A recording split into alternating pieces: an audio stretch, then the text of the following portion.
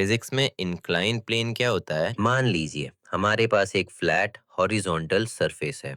अब अगर हम इस सरफेस को हॉरिजॉन्टल के रिस्पेक्ट में किसी एंगल पर टिल्ट कर दें तो इससे इंक्लाइंड प्लेन कहा जाता है।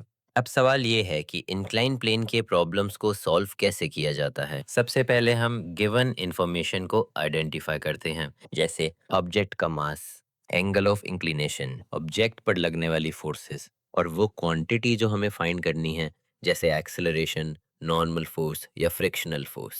इंक्लाइन प्लेन में एंगल की प्रेजेंस एनालिसिस को थोड़ा कॉम्प्लिकेटेड बना देती है, इसलिए हम नॉर्मल हॉरिजॉन्टल और वर्टिकल कोऑर्डिनेट सिस्टम को यूज़ करने के बजाय अपने एक्सेस को रोटेट कर देते हैं। हम एक एक्सेस को इंक्लाइन के अलोंग रखते हैं और दूसरी एक्सेस को इंक्लाइन के परपेंडिकुलर रखते हैं।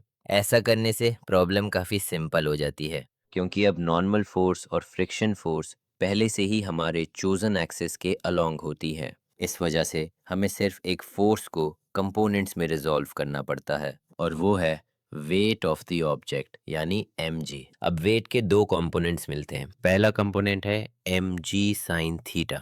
ये इंक्लाइन के अलोंग एक्ट करता है और ऑब्जेक्ट को स्लोप के नीचे की तरफ मूव करने की टेंडेंसी रखता है। दूसरा कंपोनेंट है mg cos थीटा। ये इंक्लाइन के परपेंडिकुलर एक्ट करता है और ऑब्जेक्ट को सरफेस के अगेंस्ट प्रेस करता है। जब हमें ये कंपोनेंट्स मिल जाते हैं तो हम आसानी से Newton's laws of motion apply कर सकते हैं और acceleration, normal force, frictional force या कोई भी रिक्वायर्ड क्वांटिटी कैलकुलेट कर सकते हैं। और इसी तरह हम इंक्लाइन प्लेन के प्रॉब्लम्स को सिस्टमेटिकली सॉल्व करते हैं। याद रखिए, rotate the axis, resolve the weight and the problem becomes much easier. Physics अक्सर डिफिकल्ट नहीं होती, हमें सिर्फ उससे देखने का सही एंगल चाहिए होता है।